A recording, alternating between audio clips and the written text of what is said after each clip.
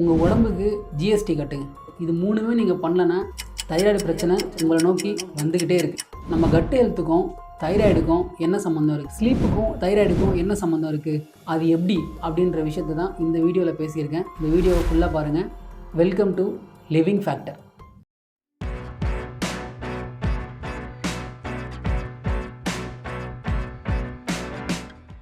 உங்கள் உடம்புக்கு ஜிஎஸ்டி கட்டுங்க. என்னங்க இந்த டைட்டில் கேட்டால் உடனே நீங்கள் தைராய்டு பற்றி பேசுவீங்கன்னு நினச்சோம். நீங்கள் ஏதோ ஒரு ஜிஎஸ்டி கட்டுறதை பற்றி பேசுகிறீங்களே, நீங்கள் ஏதாவது ஒரு கன்சல்டன்சி வச்சு நடத்துகிறீங்களா அப்படின்னு நீங்கள் யோசிக்கிறது எனக்கு புரியுது. ஆனால் நான் சொல்கிற GST cut health, sleep, thyroid support, இந்த 3 விஷயத்தை பற்றி தான் நான் பேசுகிறேன். இப்போ நாட்டில் நம்ம எவ்வளோ பொருள் வாங்குகிறோம், விற்கிறோம், அதுக்கு நம்ம ஜிஎஸ்டி கட்டலைன்னு வச்சுக்கோங்க. கொஞ்ச நாளில் என்ன ஆகும்? ரொம்ப நாளாக நம்ம கட்டிக்கிட்டே வரலைன்னா என்ன ஆகும்? சட்டம் தன் கடமையை செய்யும், அப்படி தானே? அது மூலமாக நிச்சயமாக உங்களுக்கு பிரச்சனை வரும். இப்படி தான் உங்கள் உடம்புக்கு நீங்கள் ஜிஎஸ்டி கட்டலைன்னா, அதாவது cut health, sleep, thyroid support, இது மூணுமே நீங்கள் பண்ணலன்னா தைராய்டு பிரச்சனை உங்களை நோக்கி வந்துக்கிட்டே இருக்குது. ஸோ தைராய்டு இல்லாத ஒரு நல்ல வாழ்க்கையை வாழணும், தைராய்டுலேருந்து நம்ம முழுசாக குணமாகணும், இல்லை தைராய்டே வராமல் பார்த்துக்கணும் அப்படின்னா உங்கள் உடம்புக்கு நீங்கள் ஜிஎஸ்டி கட்டணும். அது எப்படி அப்படின்ற விஷயத்தை தான் இந்த வீடியோவில் பேசியிருக்கேன். இந்த வீடியோவை ஃபுல்லாக பாருங்கள். First point, cut health. குடல் பற்றி உங்களுக்கு என்ன தெரியும்? நம்ம சாட்டர்டே சண்டேயில் சாப்பிட்ற குடல் குழம்பு, அதை பற்றி சொல்லுங்கள். உங்கள் வயிற்றில் இருக்கிற குடலோட ஆரோக்கியம், கட் ஹெல்த்தை பற்றி உங்களுக்கு என்ன தெரியும்? இப்போ உங்களுக்கு தோணலாம், நம்ம கட் ஹெல்த்துக்கும் தைராய்டுக்கும் என்ன சம்மந்தம் இருக்குது? அது எங்கேயோ கீழே இருக்குது, தைராய்டு எங்கேயோ மேலே கழுத்துக்கிட்டே இருக்குது, இதுக்கு என்ன சம்மந்தம் அப்படின்னு உங்களுக்கு தோணலாம்.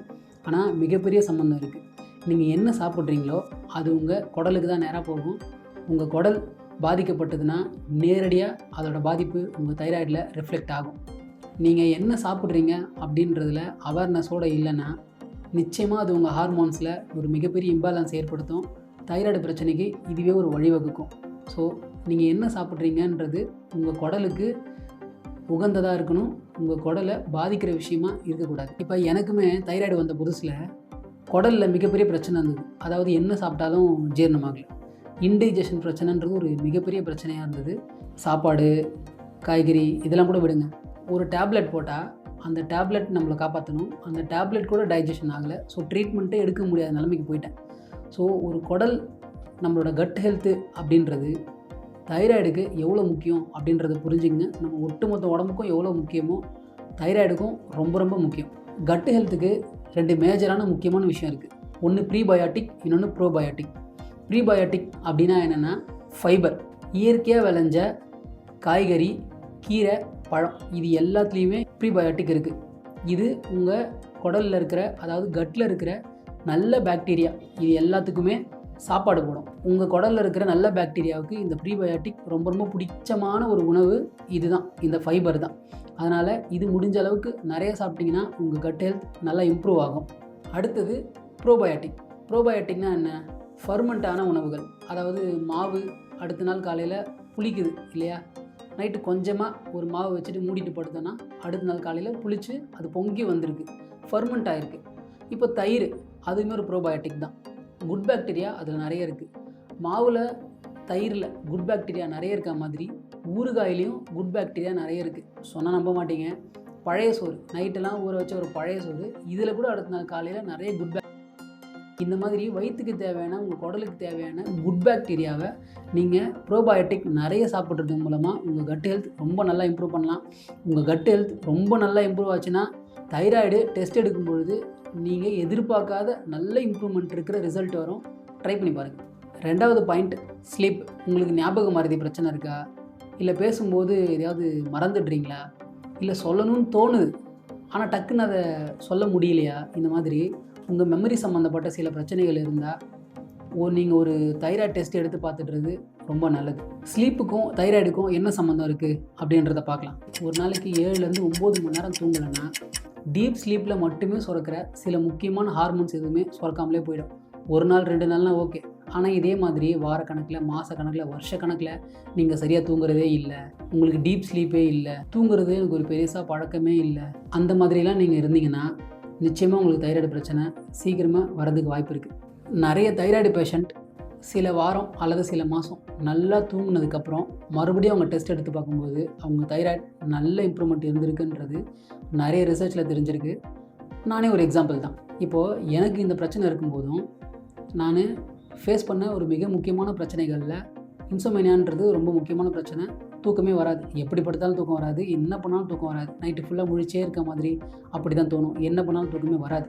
அதுக்கப்புறம் ரொம்ப கஷ்டப்பட்டு நிறைய yoga, meditation, work out, walking, weight loss இந்த மாதிரி நிறைய விஷயங்கள் செஞ்சு என்னோடய ஸ்ட்ரெஸ் எல்லாம் குறைச்சி கொஞ்சம் கொஞ்சமாக என்னோடய தூக்கத்தை இம்ப்ரூவ் பண்ணேன். ஒரே நாளில் ஃபுல்லாக தூங்கிடல, பட் கொஞ்சம் கொஞ்சமாக இம்ப்ரூவ் பண்ணி சில மாதங்களில் நல்லா தூங்கினேன். நான் மற்ற விஷயங்கள் செய்யும்போது எனக்கு கிடைச்ச ரிசல்ட்டை விட நல்லா தூங்கினதுக்கப்புறம் எனக்கு கிடைச்ச ரிசல்ட் உண்மையாக ரொம்ப ஆச்சரியமாக இருந்தது.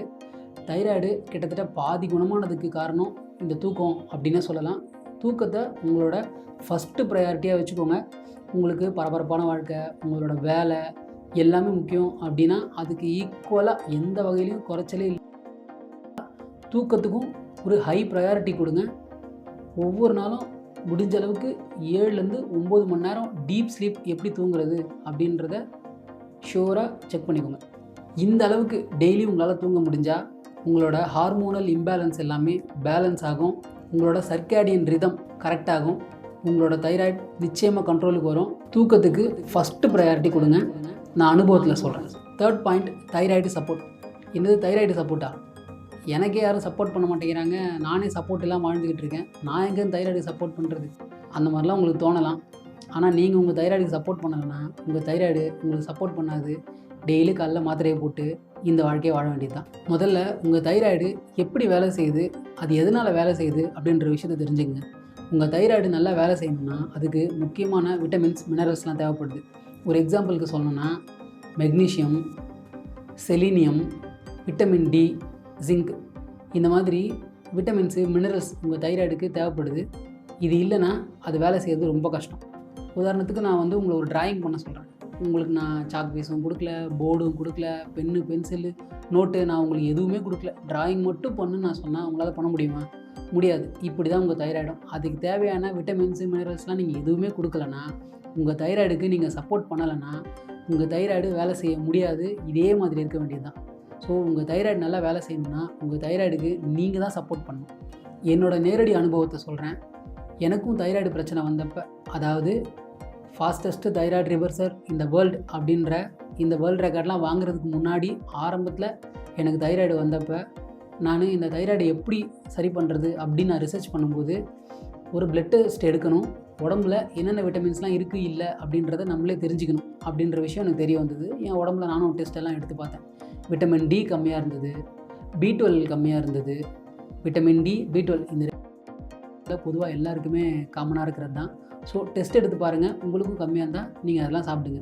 நான் எனக்கு டெஸ்ட் எடுத்து பார்த்து என்னென்ன விட்டமின்ஸ், மினரல்ஸ் கம்மியாக இருந்ததோ நான் அதுக்கான சப்ளிமெண்ட்ஸை டாக்டர் மூலமாக எடுத்துக்கிட்டேனோ, நீங்களும் அந்த மாதிரி உங்களுக்கு ஒரு டெஸ்ட் எடுத்து பார்த்து உங்கள் தைராய்டுக்கு நீங்கள் தான் சப்போர்ட் பண்ணணும். தேவையான விட்டமின்ஸ், மினரல்ஸ் தான் கொடுக்கணும்.